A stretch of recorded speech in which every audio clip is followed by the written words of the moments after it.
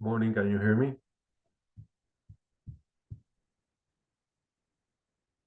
Yes, I can hear you.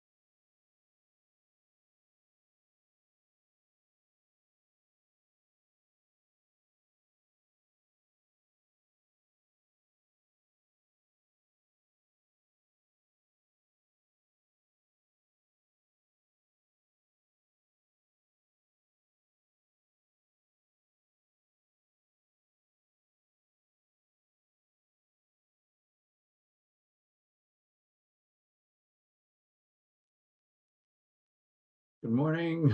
I'm Eric Blank, and this is the Commissioners' Weekly Meeting for March 27th, 2024. Commissioner Plant, any preliminary comments? Are you ready to approve the consent agenda? I am ready to approve the consent agenda. Commissioner Goen, Good morning. I'd also approve the consent agenda. as would I. Proceeding number 23A-0621 CP-EXT. Mr. Foreman, Mr. Gomez, go ahead. Good morning, Commissioners. Wyatt Foreman of your Commission Council. With me is Paula Gomez, also of your Commission Council. This proceeding is an application for extension of service territory by Mountain Stars LLC. The issue before you today is whether to grant or deny the exceptions to recommended decision number R240128, filed by Denver's Airport Transportation LLC, who seeks to intervene in the proceeding and is asking the Commission to reverse the recommended decision, granting Mountain Star's motion to strike Denver's Airport's intervention as of right, denying Denver's Airport's permissive intervention, and conditionally granting Mountain Star's application. I propose to briefly discuss the procedural background of the proceeding before discussing the exceptions and then giving a recommendation. This proceeding began on December 26, 2023, when Mountain Star filed an application to extend its shuttle service authority to include call and demand service between Origin Hotel Red Rocks in Golden, Colorado, and Red Rocks Park and Amphitheater. On February 2nd, the day after interventions were due, Denver's Airport Transportation made a filing seeking to intervene by right or, in the alternative, requesting permissive intervention. As grounds to intervene, Denver's Airport claimed it had permanent authority in Jefferson County, where both Red Rocks and Origin Hotel are located, and therefore had a legally protected interest which permitted it to intervene as of right. In the alternative, Denver's Airport sought to permissively intervene and claimed that the requested extension would substantially affect its pecuniary and tangible interests by diverting passengers and revenues from Denver's airport. Mountain Star then filed a motion to strike the intervention as of right and a response opposing the alternative motion to permissively intervene, in which it asserted that Denver's airport did not have an active PUC permit and therefore did not have a legally protected right, and that its application for extended authority concerned only a single hotel in Jefferson County, and Denver's airport had failed to sufficiently demonstrate how this would substantially affect its pecuniary interests. The recommended decision granted Mountain Star's motion to strike, denied Denver's airport's motion to permissively intervene, and conditionally granted Mountain Star's application to extend its CPCN. Regarding the notice of intervention as of right, the recommended decision found that Denver's airport had failed to meet the filing requirements set out in Commission Rule 1401 F Roman numeral I, and emphasized that Denver's airport still had not filed the required information at the time that the recommended decision was issued, and had not responded to the motion to strike, which was therefore considered confessed. The ALJ also found that Denver's airport failed to disclose in its intervention that its claimed CPCN was only conditionally granted, and that Denver's airport did not assert that it had met the necessary conditions to be granted authority.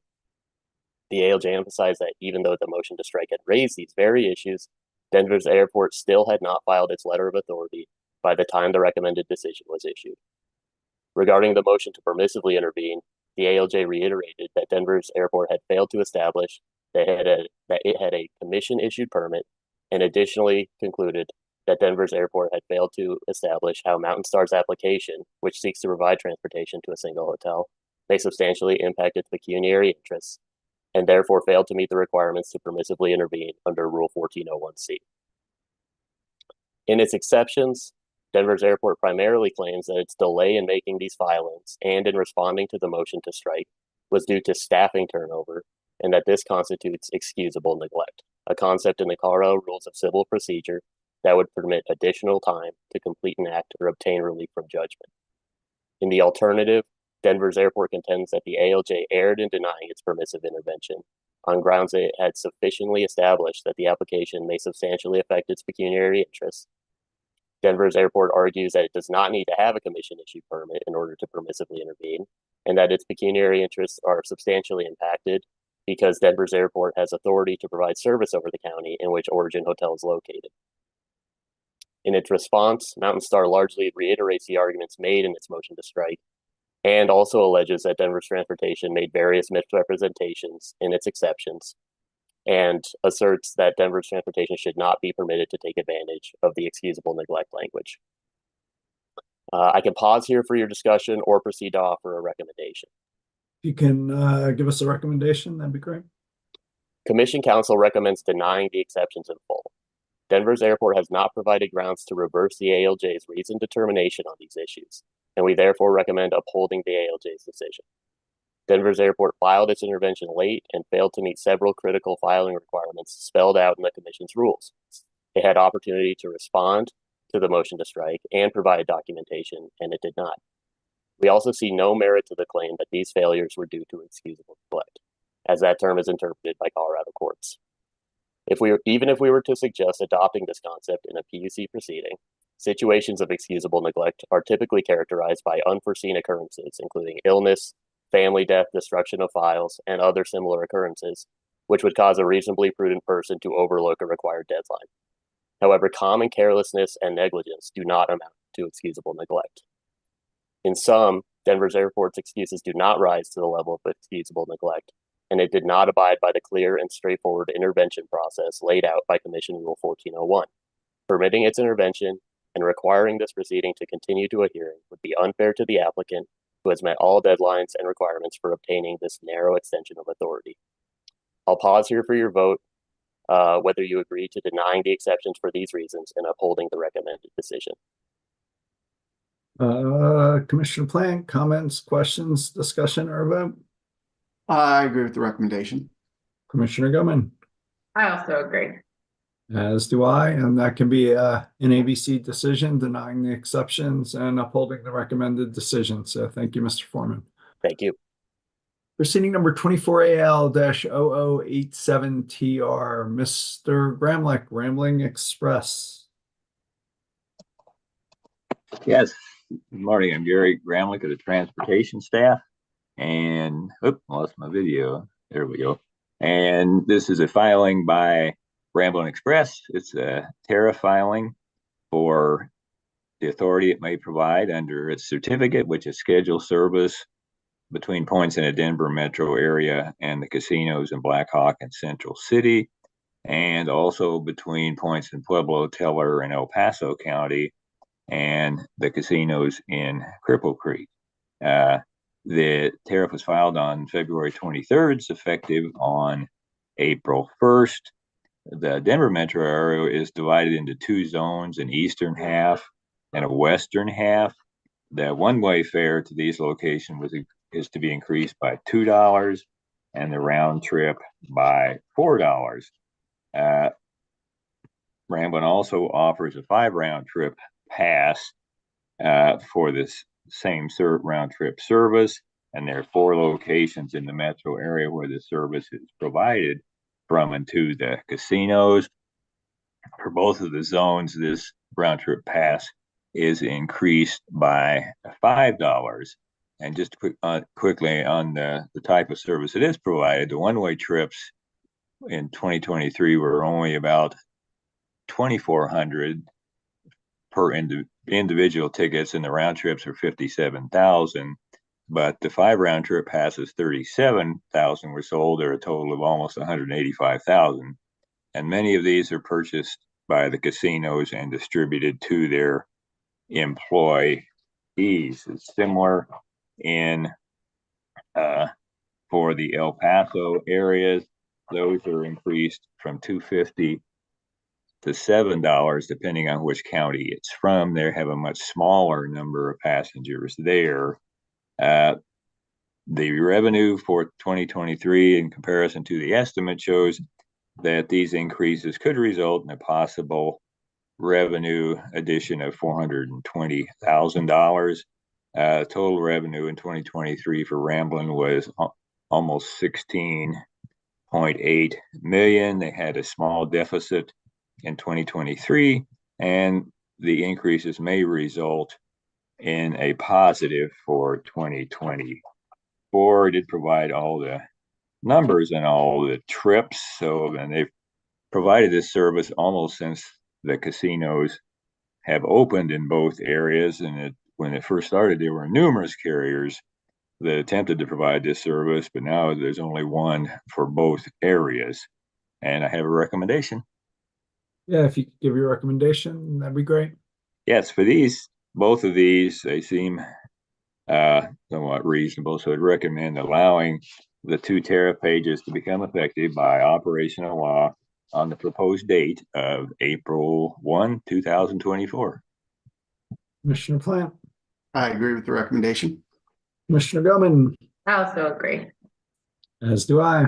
Thank you, Mr. Gramlich. Thank- Proceeding number 24A-0076R, Dr. Fishaber, Mr. DeCenso, Fort Collins, Larimer County.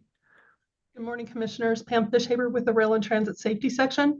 Joint applicants Fort Collins and Larimer County are requesting authority to change the crossing of Larimer County Road 9 with the tracks of the Great Western Railway from a private crossing to a public crossing, to widen that crossing and to add an attached trail at the crossing with the Great Western. All the requirements in Rule 7002 and 7204 have been provided. I'm going to pass this to Mr. DeCenso to discuss the intervention. Mr. DeCenso. Good morning, Commissioners. Mitchell DeCenso of your Commission Council. On March 13th, 2024, Cottonwood Land and Farms filed a notice of intervention as of right or in the alternative motion for permissive intervention. As grounds to intervene, Cottonwood states that determinations made regarding the application could have a direct pecuniary and tangible impact on its existing or future contracts. Cottonwood further indicates that the Green Western Railway crossing at issue is adjacent to property that Cottonwood has a legal right to use through a mining permit. Additionally, Cottonwood states that it seeks to protect its continued and unfettered use of an historical access road adjacent to the crossing for access to its property. Cottonwood does not indicate that it contests or opposes the specific crossing changes proposed in the application. On March 20th, 2024, the joint applicants filed a response, wherein they contend that Cottonwood failed to establish that a legally protected interest or cognizable legal right may be affected by granting the application. Joint applicants claim that the proposed improvements to the crossing would not negatively impact Cottonwood's access or property rights because it would be constructed entirely on Colorado State University and Green Western Railway properties, and that it would not interfere with Cottonwood's use of the historical access road. Additionally, the joint applicants state that the mining permit at issue is currently in Fort Collins' possession, and that although Fort Collins anticipates to transfer to Cottonwood as a successor operator, it has not done so yet. I can pause here for discussion or can proceed to offering a recommendation. If you could offer your recommendation, that'd be great. We recommend finding Cottonwood's filing does not state a legal protected right warranting intervention as a right, so we recommend taking up the alternative motion for permissive intervention. Under the circumstances, we do recommend the Commission exercise its discretion and grant Cottonwood's motion to permissively intervene. Additionally, since Cottonwood does not indicate in its intervention filing that it contests or opposes the application, we recommend that the Commission treat the application as unopposed, consistent with Colorado Revised Statute Section 46-1095 and Rule 1403, and proceed to decision without hearing or further process. I will pause here for your vote on whether to grant the permissive intervention and proceed to decision, for which I will turn back the matter to Dr. Fishaber. Commissioner Plant, I agree with the recommendation. Commissioner Gilman, I also agree. as do I. Back to you, Dr. Fishaber. So Larimer County Road 9 is a public right-of-way that provides the only access to the Colorado State University's Environmental Learning Center and a private residence.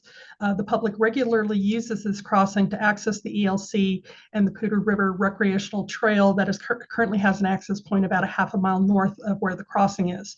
The applicants are proposing to upgrade the existing concrete surface to a concrete crossing surface with asphalt approaches. The applicants also propose to construct an attached sidewalk trail by widening the crossing. This part of the crossing will be constructed to the Americans with Disabilities Act standards and will extend to the Poudre River Trail. The signing and striping for the road is not shown, but it is shown for the trail, where the joint applicants are proposing using crossbucks and the look sign for the trail crossing. According to the minimum requirements in Rule 7213, all public crossings have to have at a minimum crossbucks and yield signs mounted on the same support for each direction. So the commissioner should require the joint applicants to post the crossbucks and yield signs as opposed to the look sign on the trail crossing. The crossing is a fairly low use crossing. The trains travel at 10 miles per hour. There's usually only a couple per day, and there's about 700 vehicles per day that use the crossing at a approximate speed limit of 25 miles per hour. The joint applicants estimate that there will be approximately 87 to 100 people that use the crossing within 5 to 20 years. There have been no reported accidents at the crossing since 1975, when that information started to be collected. The joint applicants estimate the cost of the project at about $280,000, with Fort Collins paying for the cost. No allocation is being sought as part of the project. The joint applicants propose to start construction within a year of the commission's approval and have the final project completed within 18 months of commission approval of this project. So unless there's any questions, staff's ready for recommendation. Yeah, if you could give your recommendation, that'd be great. Staff would recommend that the commission deem the application complete, require the joint applicants to file a signed C&M agreement no later than March 31st, 2025, prior to the start of construction, require the joint applicants to notify the commission within 10 days when the project is finished, and for the joint applicants in Great Western to work together to update the USDOT inventory form by the completion of this project on September 30th of 2025. Commissioner Plant, I agree with the recommendation. Commissioner Goman, I also agree. as do I, and that can be in ABC order, deeming the application complete, granting the intervention and the application consistent with your recommendation. So thank you, Dr. Fischhaber. Thank you, commissioners. Proceeding number 24 AL-0100E. I have Mr. Rivera Lugo, but I see you jumping in, Ms. O'Neill. Yeah, so I'm Erin O'Neill with your fixed utilities group. I was going to provide just a little bit of an overview. In front of the commission today are the proposed adjustments to the fuel cost for all of the regulated entities, energy and water, energy utilities in front of the commission. So I wanted to just take a minute and kind of give you an overview. Then I was going to take the public service GCA out of order just because I'm handling that one, and then hand it over to Mr. Rivera Lugo to do the public service ECA. You did tell me that. Did. Anyway, I just wanted to take a moment to sort of provide the overview. All of these fuel riders are in front of the commission this morning. In approving the consent agenda, the commission has already approved a reduction in the Atmos Energy gas cost adjustment. That reduction ranged from 23 to 30%, depending on the rate area, and that's a reduction in the GCA. The commission approved a change in the Black Hills, Colorado gas GCA, and that reduction ranged from essentially 0 to over 30% reduction, depending on the rate area. The commission approved the elimination of the extraordinary gas cost adjustment recovery rider for Colorado natural gas for 2 of its 4 rate areas, and a more than 60% reduction in that rate for the remaining 2 areas. And a reminder, that's recovering the cost of the winter storm Uri, so getting closer to recovering that full deferral. The commission approved a 5.5% reduction in the Black Hills, Colorado electric energy cost adjustment. And finally, the commission approved a reduction in the public service company Colorado steam cost adjustment. That reduction is such that rate actually is negative. There's so little sort of anticipated costs and usage in Q2 that the over-collected deferral drove that negative. So bills won't be negative because they're still paying base rates, but the steam cost adjustment, so more than 100% reduction in the rate, it's actually a negative rate for those customers for that period of time. So I just kind of wanted to highlight all of those things. Turning to the discuss agenda, while the public service GCA will be discussed in a minute, it is also a reduction of over 11% for the upcoming quarter, and that includes the impact of hitting the floor for the GCA. That's kind of the world we're in, is we're actually hitting the floors that were established through the gas price risk mitigation plans for the utilities on their GCA side. So that sort of the good news generally that all of these rates are going so low that we're hitting the floors that have been established by the commission.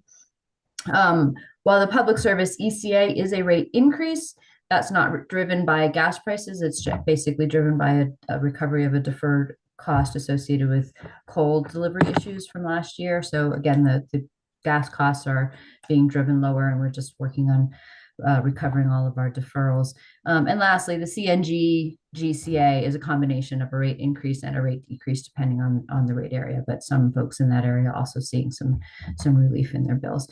So anyway, I just wanted to take that moment to kind of give that perspective on all of the different fuel clauses.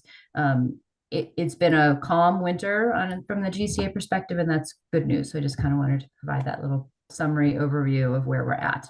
We love hearing the word reduction, Ms. Danielle. So you're the bearer of good news. Just one question for you. So even though we hit the floor, customers will still see that benefit over time. Yes, right? they will. And actually that's so the next thing on my agenda was to turn to that proceeding. So that's 24L0125G, which is the Public Service Company of Colorado gas cost adjustment that was filed on March 15th, 2024 on less than statutory notice. So that does require a little bit of explanation. So that quarterly GCA rate revision reflects projected overall decrease in the GCA, and it includes 5 components: forecasted commodity gas cost, the deferred account balance, upstream service costs, the gas storage inventory cost, and the deferred gas reserve tracker. That last one is where we're tracking the balance when the GCA rate hits either the cap or the floor that was established through the company's gas price risk mitigation plan that was approved by the commission in decision number C230796 in proceeding number 23A0533G.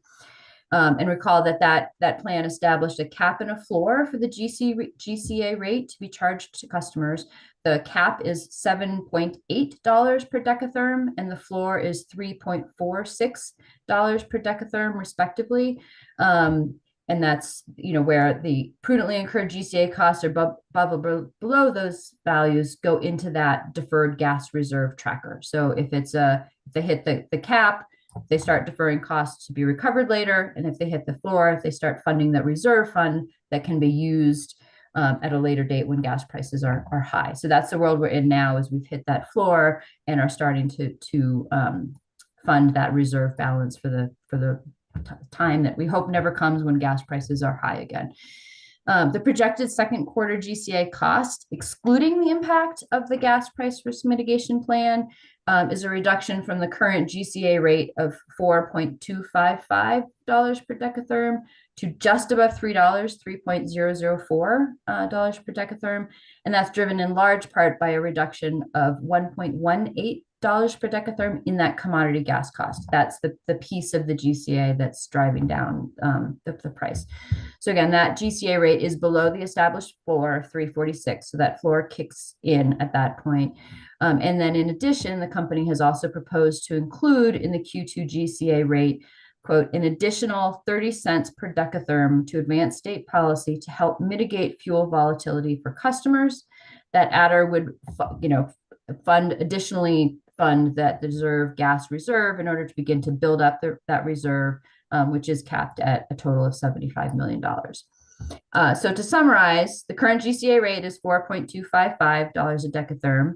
Projected GCA costs are $3.004, and the company is proposing a GCA rate of $3.764. So it's still a 50-cent reduction from today, but higher than actual costs, with the remainder going to fund that reserve. It's an 11% reduction in the GCA rate, which translates to residential bill reduction of 4% and a commercial bill reduction of about 5%. The company states that it conferred with both staff of the commission and the Office of the Utility Consumer Advocate, and that it is authorized by those organizations to state that they support the implementation of the GCA floor as proposed and approved in the company's gas price risk mitigation plan, and including the incorporation of an additional 30 cents per decatherm component to fund the deferred gas reserve tracker. The company also requested a full and temporary variance from 2 sentences in sheet number 50A of the tariff, defining the cap and floor of the gas price risk mitigation plan so that it can incorporate that additional 30-cent per decatherm adder. The company states that the variance from the tariff language is necessary to build up the reserve fund further, and that the enhancement to the reserve fund will benefit its gas customers. The variance would be full but temporary variance for the duration of the second quarter GCA. So I'll pause there, see if you have any questions, or I can provide my recommendation. Given the company's representation about staff's position, I think I can guess your recommendation, but please go ahead. Yes. Analysts recommend that the commission deem the application complete and approve the less than statutory notice application, including the requested variance consistent with the discussion today. Commissioner Plant. I agree with the recommendation. Commissioner Goman. Thanks, Ms. O'Deal. I also agree with your recommendation. And just so I'm envisioning properly how this functions, and especially because not all listeners might understand the meaning of deferred gas reserve tracker, which is a mouthful. So the idea with the gas price mitigation, like if we had a gas price spike, we would kind of take part of the spike and smooth it out going forward over the next couple of years. Right now, we're super low in prices. So what we're doing is kind of building up a balance that we could use to offset future high gas prices in advance. Rainy day fund, maybe, Yes. but essentially kind of working in the opposite way to mitigate future potential spikes with some of the savings that we can get right now because gas prices are really low. Is that a good summary of what's going on? Yes, that's a perfect summary. And that, the way they work is the cap at 7.8 is, that's still significantly below where the GCA rates were last winter. And the idea is if we hit that, it would trigger and say, rather than charging customers more than 7.8, we use that reserve fund to try to fund those costs, above the 7.8 until that reserve fund is used up. So it is exactly like a rainy day fund. We would cap the costs that would go to customers should gas prices, spike or go up significantly again. This starts to fund that rainy day funds. And we're in the fortunate position of starting to fund the reserve before we've been in a position of hitting the cap. So we should have some money sort of in the bank to use in case of high gas prices. Okay, great. Thank you. I just wanted to elaborate on it in some plain language so we all clear what's going on. Thanks, Ms. O'Neill. Ms. O'Neill, you mentioned the cap was 780. Can you just reiterate what the floor is again? Yeah, the floor is 3.46, and the cap was set at 1.8 times the sort of the average of the last 5 years. So it's sort of like a 80% sort of increase above average, and the floor was set at 80%. So the floor is kind of a little bit higher relatively than the cap, because the idea is, when prices are low, we do want to start funding that. So again, with the hopes that this situation would occur, that we have prices that are low enough, and especially coming into a non-heating season, it's sort of a good time. Customers are still seeing a significant reduction, the 50-cent reduction in their bills, and we're able to sort of add a little bit to that and fund that reserve tracker while rates are still low and gas bills should be relatively low coming into the non-heating season. And can you remind me of one more thing? Does the rainy day fund accumulate interest? It does accumulate interest. It accumulates interest, I believe, at the cost of debt rate. So it's not a full whack rate, but it is. But yes, it does. I believe that's right. Maybe a customer deposit. There is some carrying charge, relatively low, but yes. Appreciate you guys setting all this up. I also support the recommendation, and that can be an ABC decision. Deeming the application complete, granting it on less than statutory notice. So thank you much. Mr. Rivera Lugo, proceeding 24AL-0100E. Good morning, Commissioners. Luis Rivera Lugo with Commission staff, presenting proceeding 24AL-0100E, an advice letter number 1944 electric, filed February 28, 2024 by Public Service Company of Colorado to revise its quarterly electric commodity adjustment, or ECA, applicable to all electric base rates effective April 1st, 2024. The ECA factors will increase from those currently in effect, excluding EDR rates, which are decreasing. Contemporaneously with this advice letter, the company filed a motion for an alternative form of notice, which was duly approved by Interim Commission Decision C24-0177I, effective March 20, 2024. The quarterly ECA adjustment reflects updated fuel, purchased energy, and wheeling costs projected for the period from April 1st through June 30, 2024. The related ECA deferred balance account as of January 31st, and the following required commission-approved ECA formula components: the Rush Creek Wind Project's capital cost sharing, Cheyenne Ridge and Rush Creek Wind Project's production tax credits, the short-term trading margin sharing, the deferred tax assets revenue requirement, the Renewable Connect program subscription payments, the Renewable Energy Standard Adjustment average incremental debit, the Western Energy Imbalance Service entry and administrative fees amortization, and the medical exemption program lost revenues.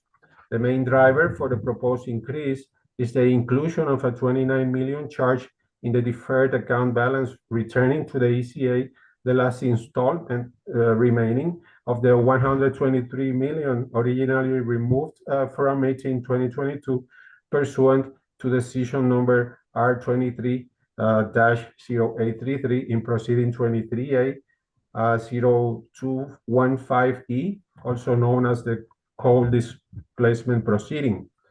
Finally, and pursuant to the settlement agreement approved by Commission Decision R20-0108, the company includes as part of its quarterly ECA filings certain additional operational system reports to assist the Commission in its monitoring of its transition to a more renewable, less fossil-based generation fleet.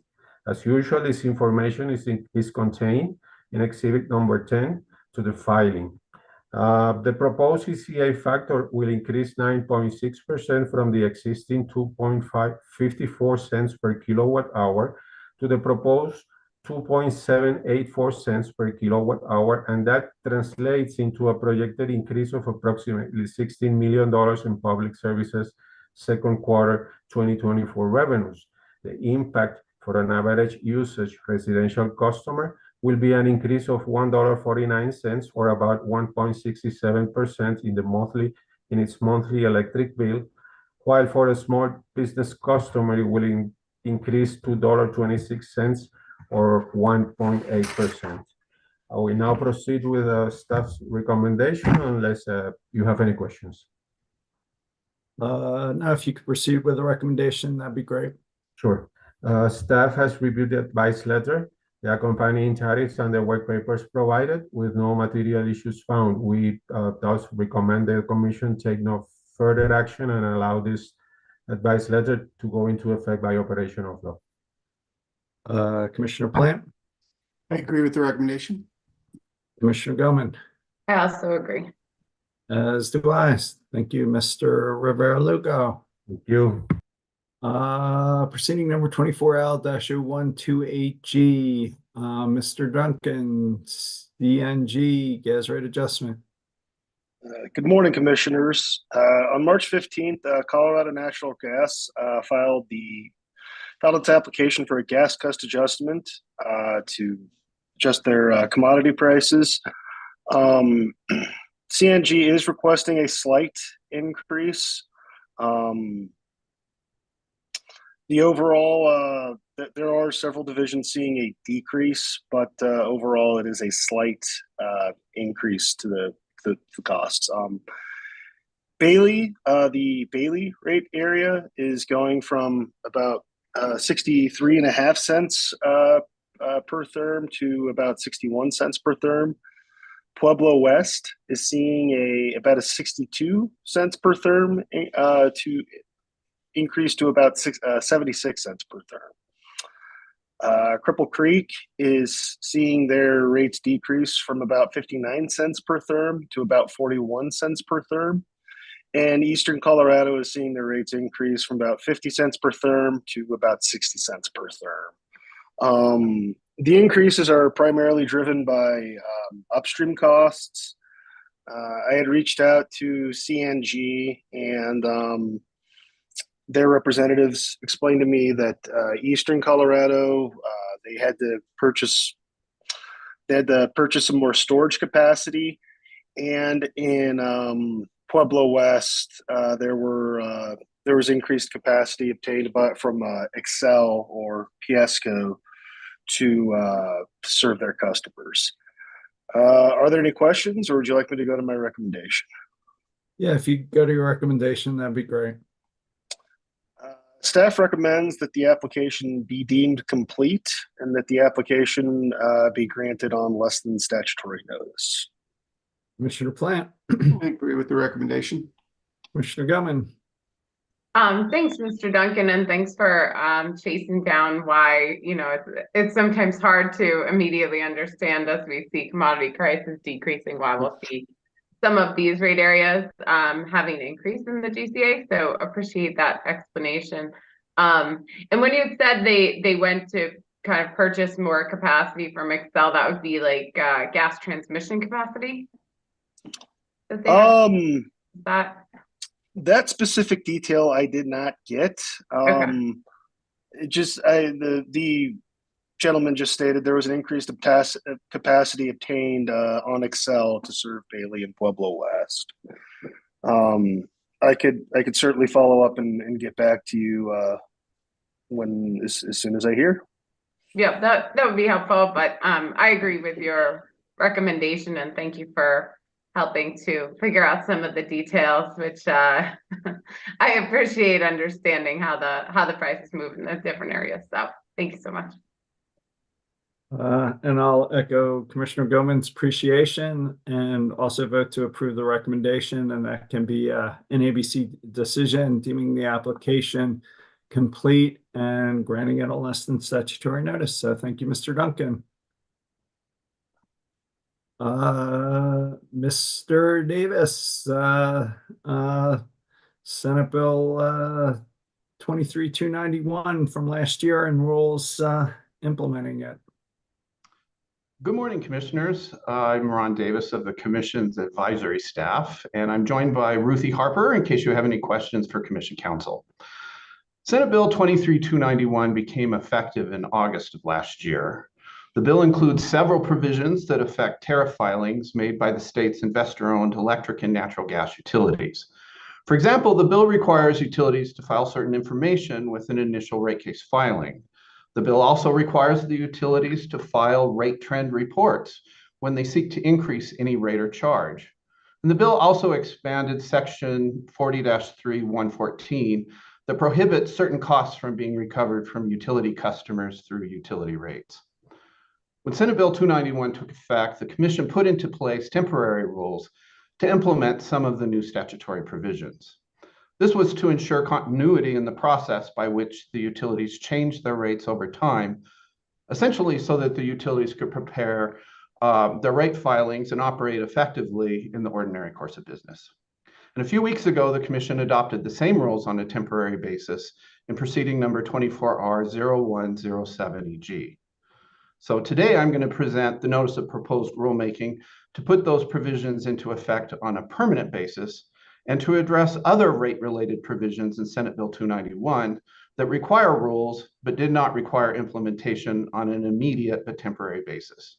And the goal here is for these permanent rules to take effect prior to when the temporary rules expire in October of this year. I'd like today's presentation to include 5 parts. The first part would be a brief introduction into how these proposed rules were developed, and that would be followed by a presentation of the 3 principal sections of the proposed rule additions. And for each section, I would present the rule changes and additions that are in the materials we circulated with you in preparation for today's discussion. And then we talk about potential additions or other changes to those rules or to the section of the draft NOPR decision that addresses those rules. And then we talk about the areas of inquiry related to that section of the rules. And then we'd conclude with some procedural decisions, including whether to refer this matter to an administrative law judge. So to begin with, 291 was the result of the Colorado Legislature's Joint Select Committee on Rising Utility Rates. The committee was charged with investigating the root cause of the recent increases in utility rates and with considering potential policy interventions. The proposed rulemaking here that we're discussing will focus on the implementation of sections 2 and 3 of Senate Bill 291. Section 2 requires the Commission to establish rules to limit the amount of rate case expenses that an investor-owned electric or gas utility may recover from the customers, and Section 3 prohibits costs being recovered from utility customers through rates. Recall that Public Service Company of Colorado, Black Hills Colorado Electric, and Black Hills Colorado Gas filed an application for rehearing, re-argument, or reconsideration of the Commission's decision adopting the temporary rules last August. The Commission denied that triple R application, but stated that it intended to address the issues and concerns raised by the utilities in this particular rulemaking to adopt permanent rules. And also, following the adoption of the temporary rules, members of the Commission staff, with the essential help of Jemima Arthur Asma, began conducting conversations with various stakeholders who participated in utility base rate proceedings over the past several years. The stakeholders included both of the investor-owned electric utilities and the state's 4 investor-owned gas utilities. We also talked to members of the Commission's trial staff who worked the rate cases, members of the Colorado Office of the Utility Consumer Advocate, and representatives of the Colorado Energy Office. We also discussed 291 and the development of the NOPR with representatives in rate cases for various other stakeholders, including the large customers of the utilities, environmental organizations, cities, and other representatives of local governments, and individuals involved with the development of the bill, such as the Energy and Policy Institute, and individuals who have had a long interest in customers being able to understand their utility bills. For today's discussion, I'll report that the stakeholders showed a general agreement on the intent of the statutory requirement for this rulemaking for the Commission to adopt rules to, quote, limit the amount of rate case expenses that a utility may recover from ratepayers. There's agreement that one type of limit would include rules that specifically prohibit certain types of costs from revenue requirements and rates. And the second type of limit are rules intended to reduce the incurred expenses through the adoption of more efficient processes and procedures for rate cases. The outreach we conducted before the development of the NOPR uncovered little of what might emerge as a consensus proposal. So we propose that the Commission adopt a NOPR decision that highlights several topics that require additional comments and analysis over the course of the rulemaking. So with that introduction, now I'd like to talk to you about the proposed rule changes. And for brevity, I'm going to move through the provisions that were already adopted in the temporary rules. I'll go through those very quickly. From the temporary rules, let's start with applicability definitions and rules for utilities to introduce new or changed tariff. And we'll also talk about those rate trend reports. The rules here will apply to the investor-owned electric and gas utilities. The rules will define terms such as base rates and rate adjustment mechanisms. The temporary rules added the term test year, and that defined term would remain in the rules, but we suggest that it be moved to the new section on base rate tariff filings that we'll discuss later. The temporary rules included several modifications to rules 3109 and 4109, and those are the rules that address how utilities change their tariff sheets. For the permanent rules, we've proposed fewer changes to those 2 rules than were made in the temporary rules, largely due to the development of other rules here. But the more streamlined version of those rules require certain modifications to the Commission's rules of practice and procedures.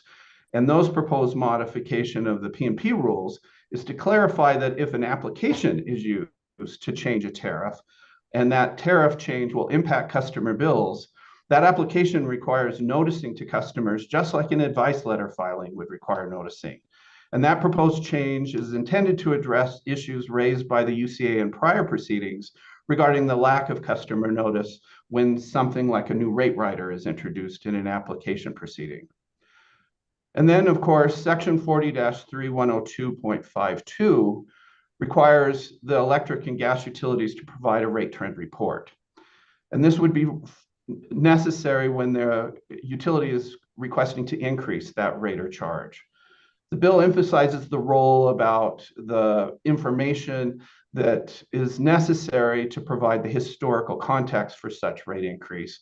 And the utility is also required to post on its website the data that is used to present that rate trend report. As with the temporary rules, most of these provisions addressing the rate trend report correspond directly to the language in the statute. And consistent with the temporary rules, these rules satisfy all of those requirements. And that's pretty much what you see in the proposed rule changes vis-a-vis the temporary rules, except for the rules addressing base rate tariff proceedings. So I think there may be an addition to these rules that you may want to discuss further, but before we move to that potential addition, are you three okay with the draft rule changes attached to the NOPR regarding these specific areas? And I'm also happy to answer any questions. Commissioner Plant, questions, comments, reaction, anywhere you'd like to go?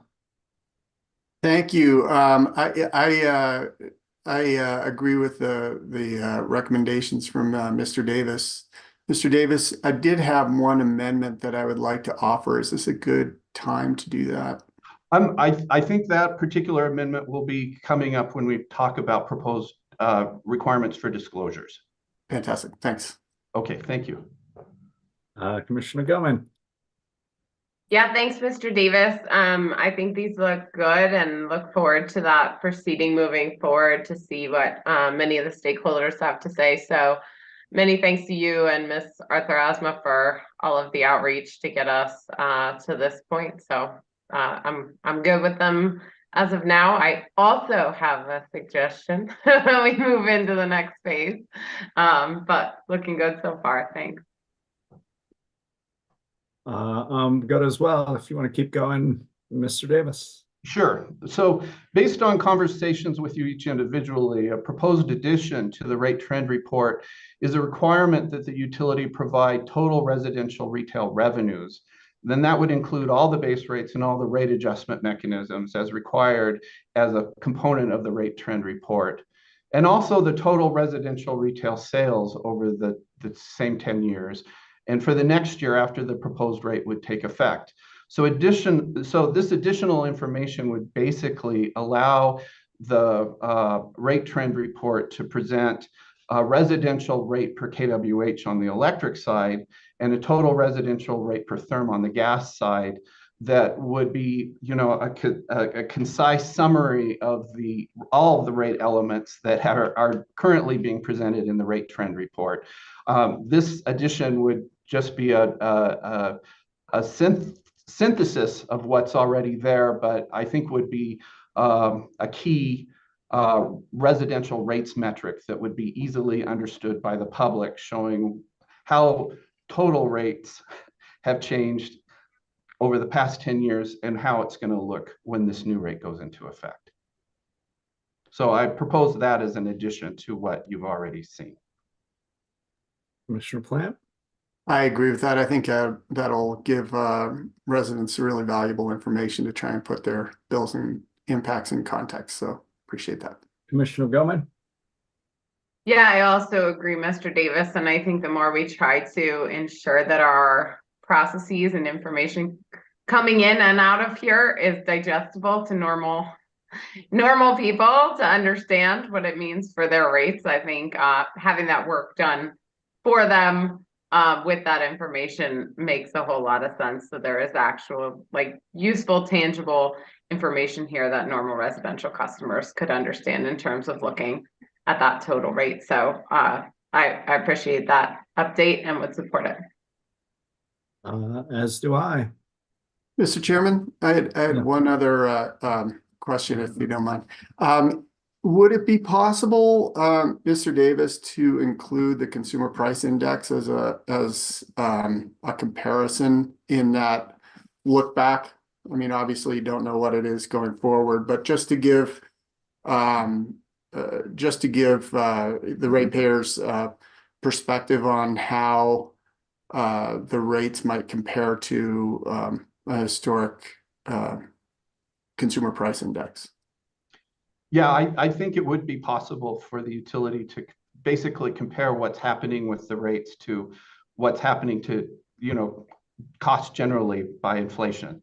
So is that something you'd like to propose as specific rule language or as an area of inquiry? I'd like to propose it as a rule language Okay. if the other commissioners agree. Commissioner Gellman? Yeah, I'm fine with that. I think that's a fine, relevant comparison and how the data is presented. That makes sense to me. Do you have any concerns, Mr. Davis? No, I don't. I think we can certainly make that addition to the rules and explain that in the NOPR decision. So if that's okay, I'll move on to a couple more considerations for votes. First, due to the Commission's commitment to address the issues that were raised in the utilities RRR on the temporary rules, we suggest that the NOPR decision solicit comments on whether the statute permits the Commission to limit these rate trend reports to rates that apply only to residential and small commercial customers. And also, based on feedback from Commission staff that we received in the pre-rulemaking outreach, we suggest that the NOPR also can seek comment on whether we should endeavor to explore, maybe in a separate miscellaneous proceeding, about the development of a standard rate trend report format that would be consistent with the statute, so that what utility customers are seeing across the state from their investor-owned utilities is more standardized. So those would be two areas of inquiry that we recommend for that part of the rules in the NOPR decision. Commissioner Plant? I agree with the recommendation. Commissioner Gellman? I also agree. As do I. So let's now turn to the portion of the proposed rules that address a utility base rate tariff filing. This is essentially the filing that causes a rate case. This section of the rules would include a few provisions that were implemented in the temporary rules, but there's substantially more rules that are intended to reduce the incurred expenses through the adoption of more efficient processes and procedures. So in terms of definitions, as I already explained, this is where you'd see the definition of a test year, but we'd also propose a definition for a cost of service study. When adopting the emergency rules or the temporary rules, the Commission learned that Senate Bill 291 now requires the Commission to certify that a rate case filing is complete.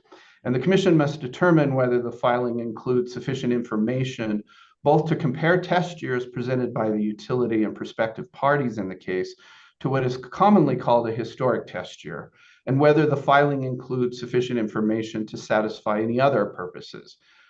The same rules addressing certification that are proposed to be adopted on the permanent basis are now in effect in the temporary rules. Again, some of those rules were contested by the utilities in the RRR, and so we again suggest that the NOPR include several areas of inquiry around the certification process. And these would include questions like whether other information should be part of the review, whether the rules need to be more specific regarding the types and nature of adjustments that would be made to test your data, the potential difference between what the rules call a source cost of service study, which is entirely based on books and records, and what in rate cases is usually called a historic test year, or HTY, that is often advocated by parties in a rate case. Questions about the time period that is acceptable for test year data so that it's not stale, and the steps in the process by which the Commission can quickly certify the completeness, such as who's involved and how concerns are communicated to the Commission by interested parties. So again, I'll stop here for a discussion and a vote on these first few rules. Again, all of these were part of the temporary rules and are primarily related to the certification. Commissioner Plant? I agree with the recommendation. Commissioner Gellman? I also agree.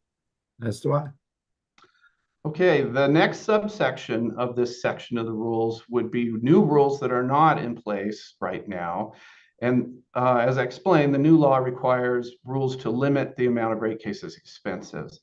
So one objective of the stakeholder outreach that we did was to get ideas or to vet ideas for reducing the costs. So the proposed rules here, these would be 3353 in the electric rules and 4353 in the gas rules, reflect those discussions and are tied to Senate Bill 291. So Senate Bill 291 states that the commission may consider rules that require a technical conference. The proposed rules include such a provision.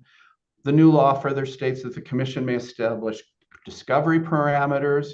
The proposed rules here suggest that the utility file a template for discovery and data requests and instructions for using an electronic system for the exchange of data requests and interrogatories. And another proposed rule requires the parties to serve discovery requests and responses to all parties so that parties do not need to issue discovery requests to achieve the same end. Senate Bill 291 also states that the commission may specify what information in a rate case must be disclosed by the utility to interveners or to the commission, and that would be to reduce time and costs associated with lengthy discovery. So that's the purpose of proposed paragraphs 3353D and 4353D, which require such disclosures. These items are based on the feedback from stakeholders and the examples listed in the statute. The commission should solicit further suggestions in the rulemaking and with recommendations on whether the disclosure should be done through filings with the commission or through the discovery process. So to go into a bit more detail on these rules, the subparagraphs I just mentioned list the specific items that would need to be disclosed. Some of these would be explanations of what is in the rate case, an index to the testimony, worksheets summarizing the base rates and the rate adjustment mechanisms, and worksheets summarizing forecasted revenues and summary of all of the performance incentive mechanisms or PIMs. So this would be basic information that would be useful to everyone in understanding the rate case filings. Then there would be another set of rules that would require the utility to provide and to file into the record in financial information. So within 5 days, the utility would be required to disclose credit ratings and credit ratings reports, a 4-year forecast of the financial metrics used by the credit ratings, a worksheet model describing impacts and changes in capital structure, authorized return on equity, regulatory lag, etc. Equity reports from analysts and investor presentations, a calculation of the return on equity for the utility's holding company for the most recent quarters, and the most recent annual reports filed with the SEC for the utility's holding company, as well as for the utility as applicable. Then another rule would list the items that the utility must provide or disclose to the parties. And then again, this would be within a specific amount of days following the issuance of the decisions establishing the parties in the case. So these disclosures would summarize such things as capital expenditures, operations and maintenance expenses. This would be for all 9 months prior to the test year, as well as forecasted for the 10 future 12-month periods. These disclosures would also address improvements or changes made to forecasting and budgeting, instructions for toggling between evaluation of the rate base between year-end and 13-month average approaches, a list of all active regulatory assets, deferred accounts and trackers, and the underlying data for a rate trend report that we discussed earlier. So that's basically what's proposed in the rules for discovery and disclosures. And again, we already know from previews from Commissioners Plant and Gilman that there's possibly some additions in this part of the rules. Before we go there, are the rules that I just described okay to include in the draft rule language attached to the NOPR?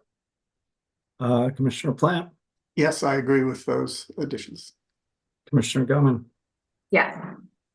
I agree as well. Okay, so here are some additions that perhaps we should talk about. So based on conversations with you individually, one proposed addition to the required disclosures is a projection of residential revenues and sales, or essentially a presentation of revenues per unit of energy for residential customers. And this would be over a 15-year future period. So this rule could apply to all utilities or just the largest of the investor-owned utilities. But this would be akin to the projections that have been recently required from Public Service Company of Colorado in its filings. So is this a disclosure that should be included in the rules attached to the NOPR? And I would amend that to also say not just residential, but sort of total average total sales over I'm sorry, total revenues over total sales, including all adjustments. So both residential and all. And I would limit it to just utilities greater than 500,000 customers. Would you be okay with that addition, Commissioner Plant? Yes, I agree with that. Both the recommendation and the amendment to the recommendation. Thank you. Commissioner Gilman? Yes, I agree. Obviously, I do too, Mr. Davis. Okay, thank you. I got that, and we can make those changes to the rules and the NOPR decision. I also understand that there's an interest in tying some of the disclosed information on the capital expenditures to previous proceedings. These would be proceedings where the commission may have granted a CPCN on the electric resource plan or a distribution system plan on the electric side and the gas infrastructure plan. So is that something the commission would like to also emphasize in the disclosure rules? Commissioner Plant? Yes, I agree with that. Commissioner Gilman? Yes, and do you mind if I elaborate for a minute, Mr. Davis? This is intended to set you up for this. Thank you. Should have gone to you first. I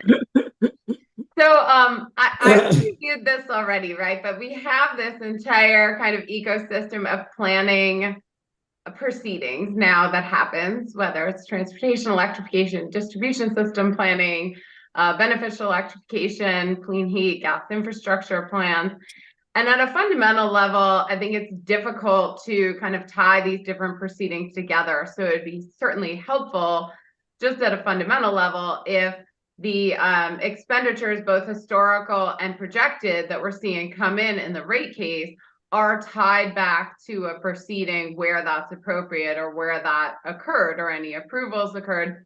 But to further that point, so that at a base level, I think would be very helpful to allow us to coordinate and understand the linkage between these proceedings and then how those manifest in the rates that we're seeing be proposed by the utilities. But I think further, there was certainly concern that we heard in the gas infrastructure planning proceeding that many of the likely upcoming expenditures did not appear in that planning proceeding. And so I also have interest in that. So as we look at 3353D3, where it addresses worksheets to summarize capital expenses in the cost of service study as well as forecasted, I'd like those items to include a discussion on where any of these capital expenditures already showed up in any linked proceedings, but also if they did not and could have or should have an explanation of why these expenditures have moved directly into a rate case without going through kind of the related planning process or review. So that would be my suggestion for adding into the rules. I'd also like to add into the decision a bit more of this explanation about why this linkage is important. And also, I'd like to invite some comments or prompt interested parties to provide us with feedback on if there are specific considerations for expenditures that should or could have been presented in prior planning proceedings that are showing up directly in a rate case without having gone through that sort of review. And so I'd like to understand from stakeholders how they view, should anything different happen to the review of those expenditures that did not undergo that previous planning review. So those would be my suggestions, just to elaborate a bit. Commissioner Plant, thoughts on that? I think that sounds like a fantastic idea, and Yeah, appreciate your historic perspective on how this has gone in the past. Helps me to understand, so appreciate it. I agree as well. Okay, and then here's another setup. This time it's for Commissioner Plant. Based on our individual discussions, there may be interest in requiring disclosures related to executive compensation. So is that something the commission would also like to add to the rules? Commissioner Plant. Well, Thank you. why don't you elaborate, and then I'll go to Commissioner Gilman. That sounds good. Thank you, Mr. Chairman. So as a little bit of background, one of the components of the rate making process I'd like the commission to be able to analyze in more detail going forward is rate recovery of executive compensation. To put this into context, I'd point out about 40 years ago, the Drucker principle declared that a CEO salary should be no more than 20 times the average worker salary. Excel is currently at about 150 times, and Atmos is at about 100 times. So I think it's appropriate for us to look more closely at utility requests for full recovery of executive compensation to determine whether such full recovery would result in just and reasonable rates. I would note that Minnesota Commission took similar action last year in an Excel rate case and limited recovery of executive pay for the 10 highest paid utility executives. So in that vein, I've worked with advisors and counsel to come up with additional rule language that would require utilities to provide more detailed information to us in a rate case so that we can take a closer look to verify the amount of costs and evaluate whether it's reasonable to include all of those costs and rates. So I'd suggest adding to the list of required utility disclosures in proposed 3353 and 4353 D3, the additional requirement that the utility provide to the parties a presentation of the salaries or base pay, incentive compensation, and total compensation of the utility's 10 highest compensated executives whose compensation is included in whole or in part, for example, an employee of the utility, its holding company, or an affiliated shared services company in each cost of service study filed by the utility. To facilitate the discussion in rulemaking, I suggest that we add a paragraph to the NOPR that invites participants to provide recommendations on how executive compensation, as well as potential limits on that compensation, should be addressed by the commission. And this would be in a new paragraph 79, stating, with respect to executive compensation, we seek comments regarding the level of appropriate compensation through rates in light of, one, the recurring attention of the parties to place on incentive compensation in nearly all base rate proceedings. Two, the added attention being placed on compensation generally given the cost disallowances listed in 43.114.2. And three, the Minnesota PUC's action last summer in docket E002 GR 21630, establishing a limitation on the allowable compensation attributable to the 10 highest paid executive positions at Excel. Your agreement to these changes would ensure that this issue is teed up for discussion in the rulemaking and allow us to consider whether disclosure requirements and other rules addressing this issue might be appropriate. I think I'm going to need to see this as part of a TBC order. This is, I mean, it makes sense. I'm not sure how much of this is disclosure, which I'm fine with, and I think is required for the public companies. I don't know. I guess CNG may be more private and not part of the distance from the holding company. I don't know. So I need a chance to confer with council advisors and the team, but I don't know, Commissioner Gilman, thoughts? Yeah, I'm definitely interested. And then Commissioner Plant, would your proposal be just disclosure of the pay, or kind of also an analysis of what portion of that pay is expected to be covered by base rate? So for example, like of the holding company, what portion, or let's say if Public Service Company of Colorado executives were participating in lobbying or some other activity for which the expenses are disallowed, do you expect that it would also kind of show a breakdown of what is anticipated to what's the ask that flows through to Public Service Company Colorado ratepayers? Yeah, so the objective, there's two parts. So the first part is the disclosure of how the executive compensation, what portion of executive compensation is being allocated in the various components of the cost of service study. The second portion is just a request to the interveners in the NOPR to give us any recommendations on how we might address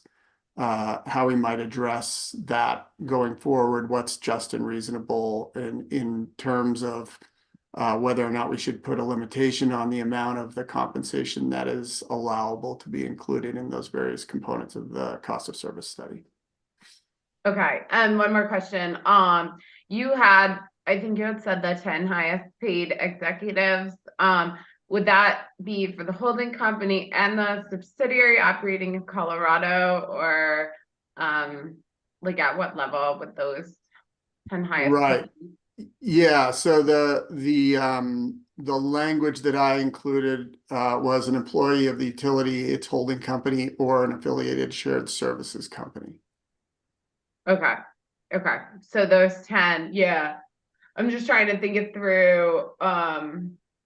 If the main interest would be of the 10 highest paid in total, or of the 10 where the highest amount of recovery is looking to be made by Colorado customers.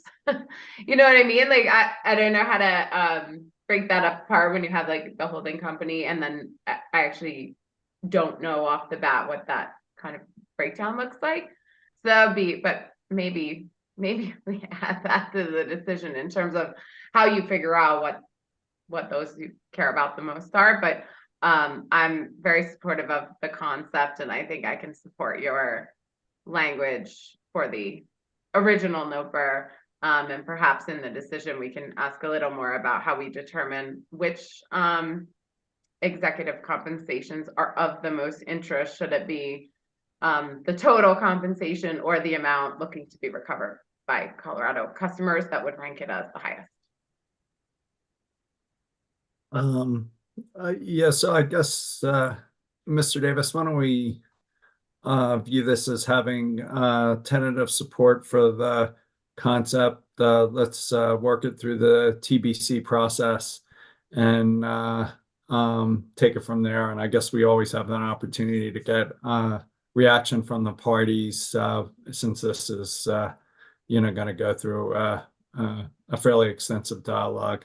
So does that make sense to you, Mr. Davis, or would you like to see a different process? Or No, that process works fine. We expect that the rules would be submitted, the NOPR would be submitted with the Secretary of State after this Friday. So there's time for a TBC review. And as you point out, this is a notice of proposed rulemaking. So the purpose of these rules isn't for final adoption, but for getting comment and fleshing out a record. does that work for you, Commissioner Plant? Yeah, it does. And just to respond to Commissioner Gilman, so if I understand what you're proposing, what I was trying to get at was, what's a reasonable level of executive compensation to be considered when applying to the cost of service study. So, investors, the shareholders might decide to pay whatever they want to pay to an executive, but how much of that is just and reasonable to be assigned to ratepayers when calculating that cost of service? It may be that, there's an employee, for example, at PSCO who 100% of their salary is going into the cost of service study in one way or another. But it's not this sort of really high compensation package. So I was trying to get more at what what level of overall executive compensation it should be attributable to the cost of service. So if we wanted to look at the second thing, I think that might be an additional component as well. Any response, Commissioner Goman? No, I think that's reasonable. Just kind of thinking about the holding company where some costs may flow through versus the subsidiary, and Sure.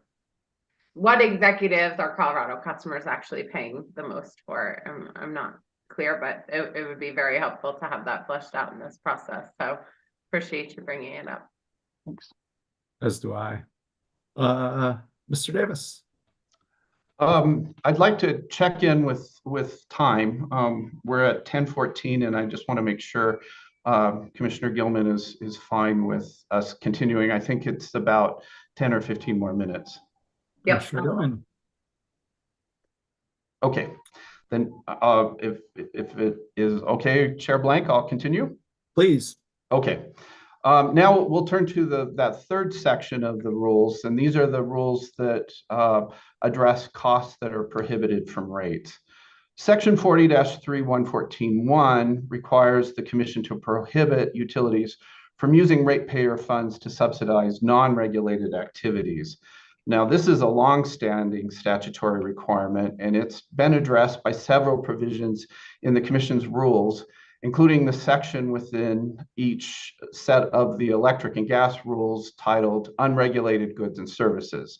So we suggest that the Commission solicit comments on whether it's necessary to update or otherwise modify these established rules to properly implement 291.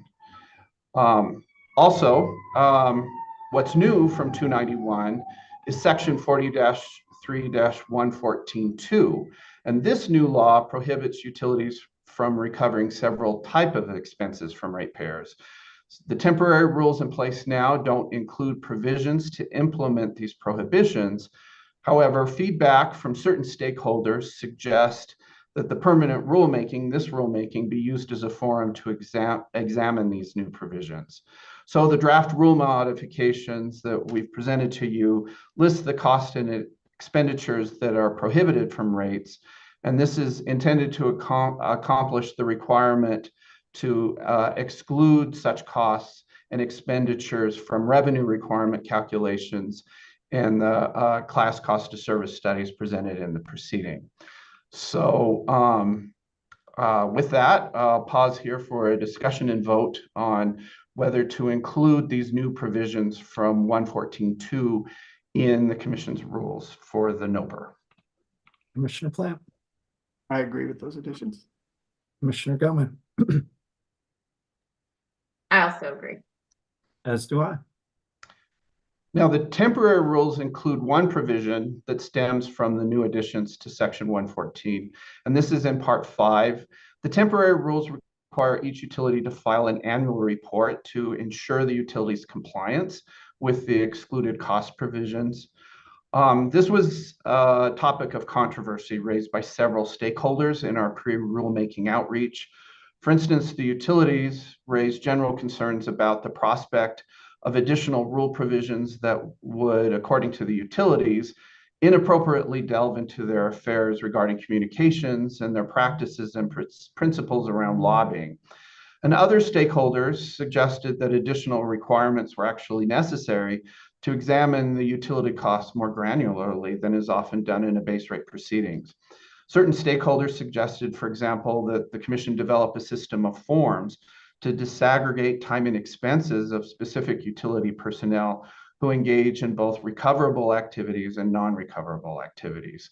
And these might be such things as lobbying, because the uniform system of accounts that's used for rate making isn't that granular. Now, critics of such an approach express concerns about the time and expense required to separate out recoverable versus non-recoverable activities, particularly when the likely overall amount that would be revealed as through the analysis would probably not cause a significant positive impact to customer bills.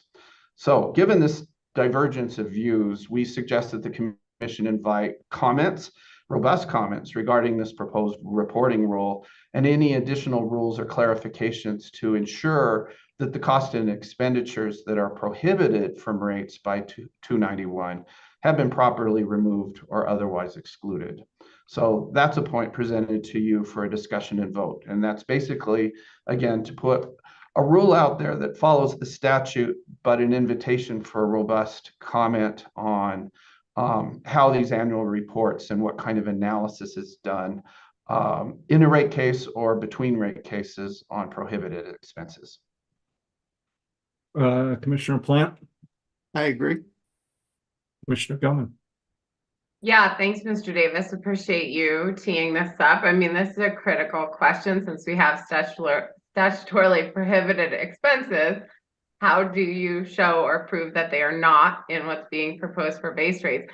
And it is very difficult to prove a negative, you know, so I've been very interested in this point from the beginning in terms of how do you prove something is not included, especially when it's part of compensation or part of something. So I'll be very interested to hear what stakeholders have to say about this. I'm a little confused about the idea that somehow tracking prohibitive activities would be too arduous because they're prohibited by law, so they can't end up in the base rates. I don't know. It strikes me these need to be tracked, even if the rules don't say that they have to, because they're not allowed to be in the rates by law. So I'll be very interested to hear, you know, what are really the right procedures and disclosures for us to get to show that this was done in the way that the law requires. So really appreciate you teeing it up. And I think this is one of the stickier areas to make sure we get right in the rules because, you know, I somewhat understand the utilities perspective here, but at the same time, we have a duty to ensure that they're not including those costs. Mr. Davis, Commissioner Plant, anything you want to add? Nothing from me. All right, back to you, Mr. Davis. Okay, so before we turn to the last, very last issues, we suggest that the proposed rules implement the statutory provisions in 291 that if the commission determines that a utility is improperly recovered costs, that the commission may assess a non-recoverable penalty. And the proposed rules rely on the existing civil penalty provisions in the electric and gas rules to do that. And likewise, there's a proposed rule that implements another provision in SB 291 that requires the commission to order the utility to refund amounts of improperly recovered costs. And the proposed rules here state that the commission would order the utility to submit for approval a refund plan pursuant to existing provisions for such refund plans if the commission has assessed a civil penalty. So are those rules okay to include in the draft rule changes attached to the NOPR? Commissioner Plant, I would agree with inclusion of those rules. Commissioner Gilman, Yes. as do I. So, and then before we turn to the procedural decision points, Senate Bill 291 suggests that the commission consider rules that either implement a symmetrical incentive to motivate the utility to limit rate case expenses or rules that cap the amount of a utility's rate case expenses. Some of these caps might apply to expenses associated with outside experts, consultants, and legal resources, but the new law also suggests that the commission consider a cap on the overall amount of the rate case expenses that are recoverable. The pre-rulemaking stakeholder outreach revealed no consensus on the approach the commission should take here. Certain stakeholders expressed support for limits on the recovery of expenses for outside experts and attorneys, but some raised doubts about the fairness and due process concerns, as well as limits for potentially favoring less efficient insourcing of various rate case specialties within the utility's own employee ranks. And very few stakeholders warmed to the idea of having some symmetrical incentives. All seem to recognize that there would be a challenge in establishing a proper baseline, especially given the unique aspects of each base rate proceeding. And there's also uncertainties surrounding the efforts necessary to resolve disputed issues through settlements versus protracted litigation. So what we suggest here is that the commission explain in the NOPR decision that it intends to further explore the use of caps and other input limits to recoverable rate case expenses in this rulemaking, and to promulgate rules based on the additional information that's provided in this proceeding. Commissioner Plant, I agree. Commissioner Goman. Oh, you, I also agree. I as do I. did it too many times. And then, thank you. And then finally, the procedural recommendations are pretty straightforward. The NOPR should solicit comments. Written comments should be encouraged. The written comments should, if possible, include alternative proposed rules. Consensus proposals and individual proposals are welcome. Red lines of specific proposed changes are very helpful. We recommend that the commission refer the matter to an administrative law judge for a recommended decision. It would be the ALJ then that would hold a hearing on the proposed rules. And in addition to submitting written comments, then participants would have an opportunity to present comments orally at the hearing unless the ALJ deems oral presentations unnecessary. So the order would suggest certain deadlines for the filing of written comments before the scheduled hearing date before the ALJ. And again, the order would emphasize that the commission considers all comments, whether oral or written. So are those procedural elements of the NOPR decision satisfactory? Commissioner Plant. Yes, I agree with those elements. Would there also be a public comment section of that, or? In a rulemaking, it's generally a public comment hearing in terms of format and procedures. So anyone who's interested in making a comment on the proposed rules is welcome to come. And so it's very much like a public comment hearing. I've seen, though, in rulemakings, the hearing officer might engage more in a rulemaking because it's not an adjudication, to get, you know, clarification, and sometimes there's more dialogue between the participants in the hearing in a rulemaking than in a typical public comment hearing. But in terms of procedures and really in terms of requirements on the commission, we conduct this as a public comment hearing. Oh, great. Okay, that sounds great. Commissioner Goman, comments, questions? Yes, I'm good with the procedures. Thanks, Mr. Davis. As am I. Okay, so this will be a TBC decision.